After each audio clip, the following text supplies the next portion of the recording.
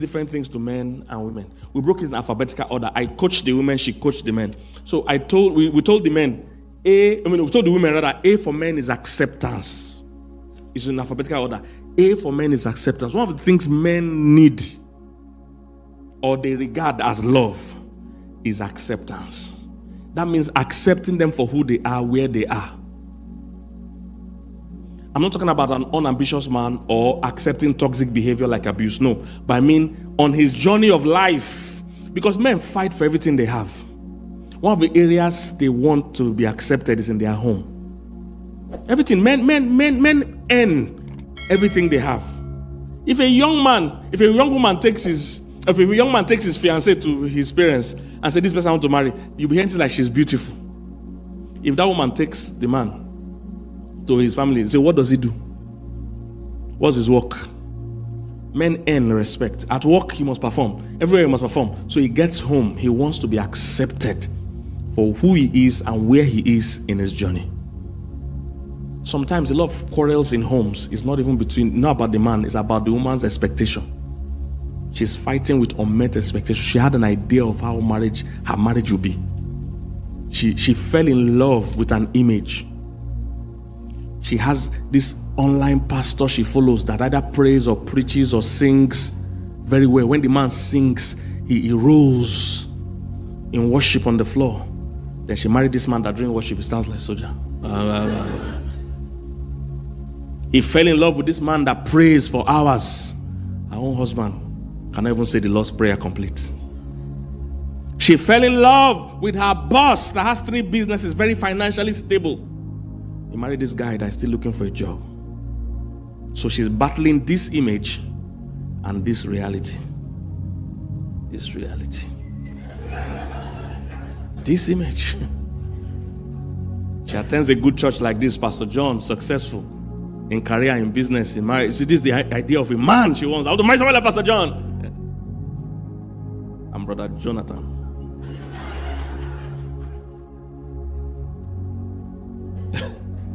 So a lot of time when women are resentful, it's not even the man they are with that they are resentful about their dreams.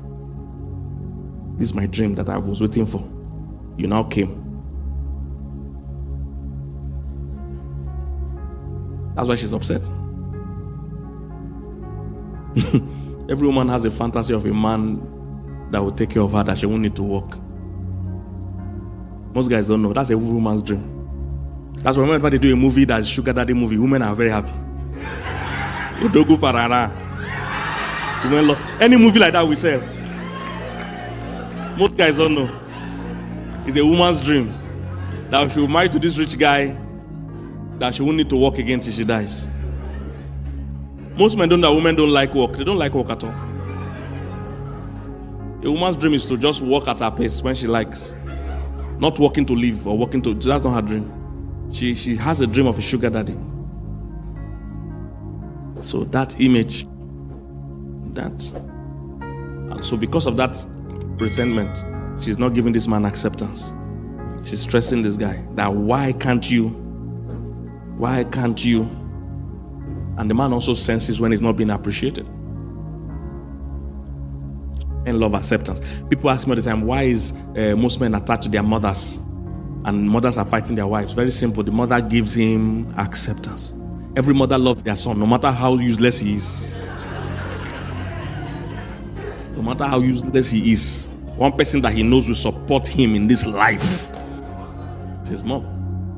So it's difficult for most men to match the mother's love, because the mother loves unconditionally, the wife loves conditional.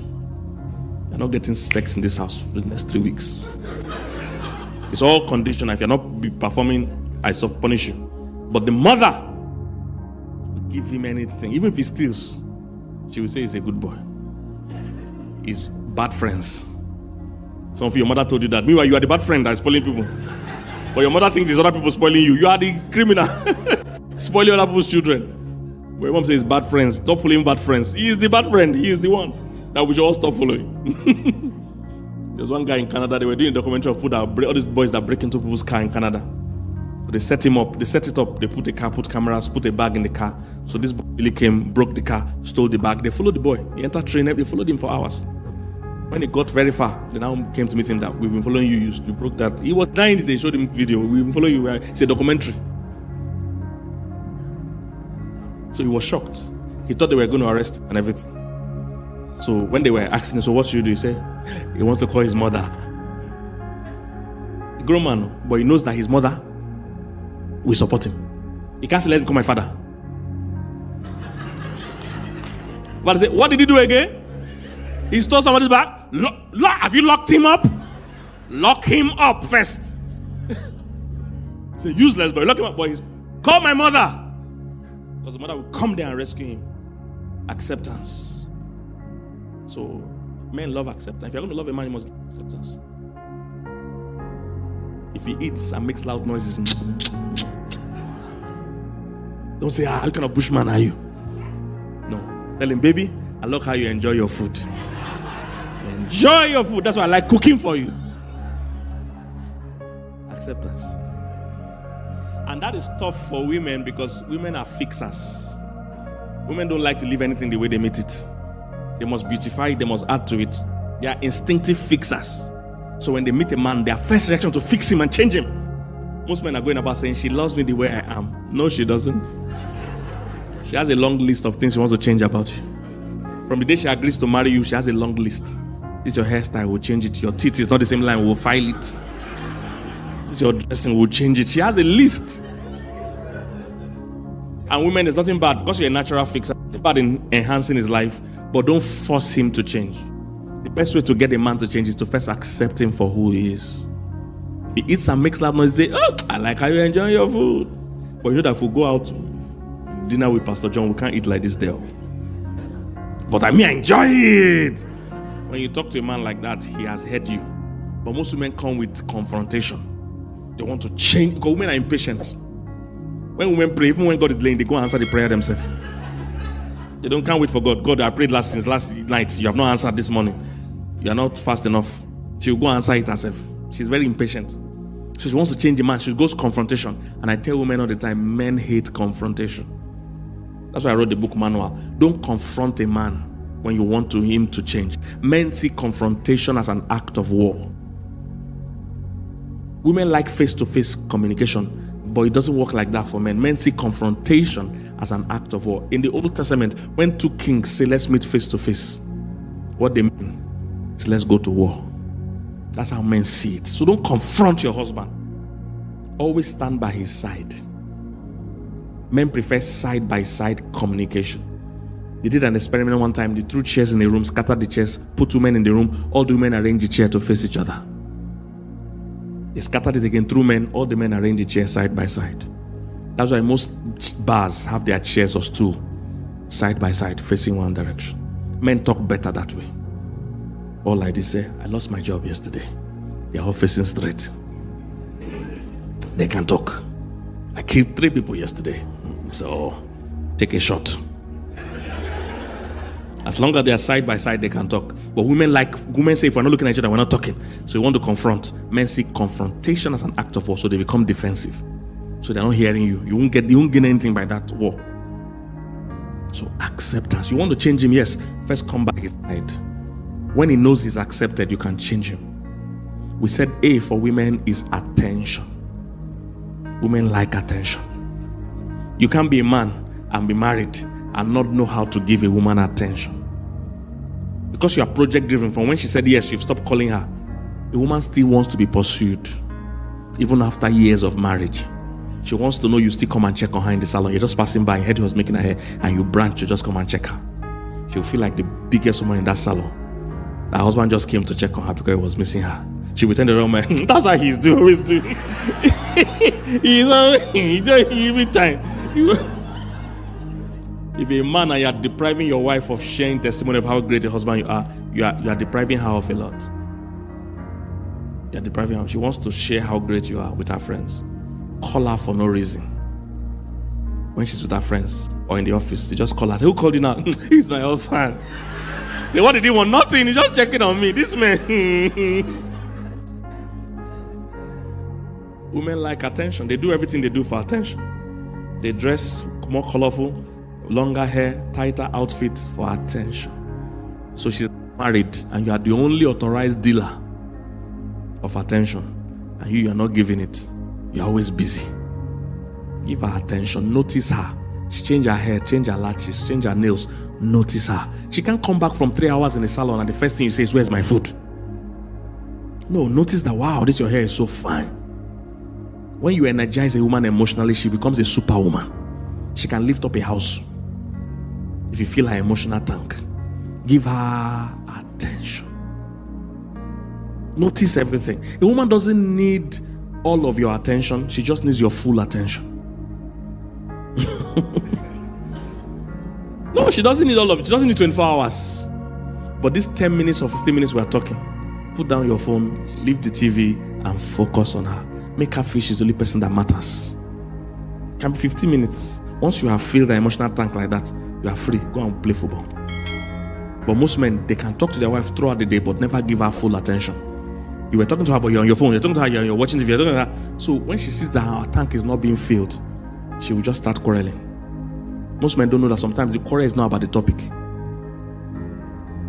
Most men don't know. She's just saying, you never talk except with quarrels. When you're quarreling, you focus. And I see your vein coming out. So if you won't talk willingly, you will talk like this. But I need some attention. Not willingly. So most men don't know. They think every time a woman is talking, it's about the issue. No. Men see, the men are literal beings. You say, you don't love me anymore. And the man will say, think it's a call to debate. Good afternoon, fellow debaters, panel of judges, accurate timekeepers. I'm here to defend the motion. It's not debate. It's not debate. She just needs you to talk to her. So just talk to her for no reason. It mustn't be a topic. Because men don't understand that. Because men are very literal beings. Men only talk because they have something important to say. So why are you not talking? I don't have anything to say. No, just talk. Anything. Topic doesn't matter. Woman talks to you because you are important, not because you have something important to say. If you're important, she wants to call you for no reason. And she can be discussing something very relevant. Join her. She say, do you see what our neighbor did? Somebody say, what concerns our neighbor? You are too serious. Say, what did they do again? Just talk. She's talking because you are important. Men only talk because they have something important to say. Men phone calls are very interesting. How you there? James, where you there? Where are you? I want your neighbor's number. Thank you. Finish. See women. How are you? So what happens? They will go on and on. Because they have words to spend per day. They must spend it. They don't want to add it to tomorrow's own. So, all right. So all these kind of books, How to Make Love, A to Z, they will help you, all right, to love with all your mind. You can't love somebody you don't know. You must keep pouring that tank. There's what is called the 5 love languages by Gary Chapman. I just did an interview with him last year. Love, 5 languages, because there's a way people feel love. You must keep pouring into their love tank. If their tank goes down, it has gone empty. The love will pack up. So you know what they like. Some of you are married to a man that likes acts of service. He loves it when you arrange his clothes, cook for him, remind him of his appointments. Acts of service. Some people like quality time, that you spend time with them. Some like non-sexual touch. Some like gifts. So with your mind, it's a conscious thing you are pouring into this person. And the last one, before we close this session. He said, you shall love with all your what? Heart, with all your soul, with all your mind, and with all your strength. That's this guy. What's your name? Charles. Strength. This is another place where people struggle. Strength is where you show up, whether you're in the mood or not. That's this guy. Strength. For love to work, somebody has to be doing something even when they don't like to do it. Strength. This is what makes many marriages fail. They are genuine Christians, have the love of God. They might even have sexual passion for each other. They might even know the person, but they are lazy to put in the work. Your wife say, go and drop me somewhere. 2.5 hours drive. I don't want to go anywhere this Saturday. Your love will start going down. You get back from work, your husband say, I really wanted to eat so and so today. He says, it's a woman's job to cook. Strength. Showing up. You know, there are many marriages where sex is a big issue. The man has to write appointment letter 2 months ahead. To whom it may concern. I, John so-and-so Obi Michael, we like to consummate and copulate with you, my wife, on the 3rd of April, if you may. They beg. It's a crime if there's any begging going up in marriage. I'm not talking about begging if you have offended the person. I mean begging for any of the requirements of marriage. If there's any begging going on in a home, that home is being run wrongly. A solid marriage is where two people are excited to serve each other in season and out of season. If there's any begging going on in that home, go and check why. I've never begged for sex in my house, never. And you see, when you understand this mind, it will help you understand this one. Usually, and of course there are little exceptions for all these things I'm sharing, but usually, women love or want love making. Men want sex. And strength is when you show up for each other. So I know that when my wife is tired and stressed and all those kind of things, I know what she wants at that time is love making. Some people don't know the difference between love making and sex. We call it beautiful sex and dutiful sex. Love making is when, for a woman, it's the whole process. How you talk to her, how you rub her body. For a woman, all her body is part of the sexual organ. For a man, there's only one sexual organ. That's why women are irritated when men just touch them from nowhere. Just and he thinks he's feeling sexy. She's so irritated. From nowhere, just touch me. Most men, if I train you as a man, you'll be a great lover, trust me. From nowhere, we're just watching TV, or we're just and his mind is very sexy. That thing irritates women. Because she's not a sexual being just like that. She doesn't go from 0 to 100. You as a man can go from 0 to... A man can even have sex when he's not talking to you. He can be keeping malice. You just say these two people, they're not keeping malice. Let them do their own thing. It's me and you keeping malice. A man can be in trouble. Rent can be due. He's about to go to prison. He will be thinking of sex. Because he's wired that way. For a woman, everything must be perfect for her to enjoy sex. There must be no worries in her life. Worry can affect her sexual drive. So if you don't understand, that's where mind comes in. If you don't know these things, you will wonder, why is my wife wicked? Why is my husband wicked? Because they are different beings. The woman that tells her husband, every time sex, is that all you think about? Yes. Yes, please. That's mind. When you learn that, you understand that the amount of thoughts that flow in a man is different from yours. Women don't get it. For a woman to cheat most times, the amount of work that needs to go into it, because she's an emotional being, the person needs to be talking to her consistently. Many things have to line up before she cheat. For a man to cheat, he can be a very godly man facing his work, not planning to do anything bad today, and go to the balcony today and see somebody bath, and his life will change. Direction will just change. But women don't get it. No, you don't understand. It's not the same thing at all. So you are not faced with the same temptation. Not that women cannot be tempted, but your process of tempting a woman is different. The problem of a man's major challenge is his eyes. This means every day he's being tempted, every second. Once he opens phone, opens email, but he's being tempted. For a woman, there's need for companionship, which means the person must even have time and access, which rarely happens that easily. That's why Job was wise. I said I made a covenant with my eyes. Because the eyes, David didn't make that same covenant. He entered trouble. He was not planning to do anything bad. He was having a great time. Just went to the balcony. Is somebody catching this?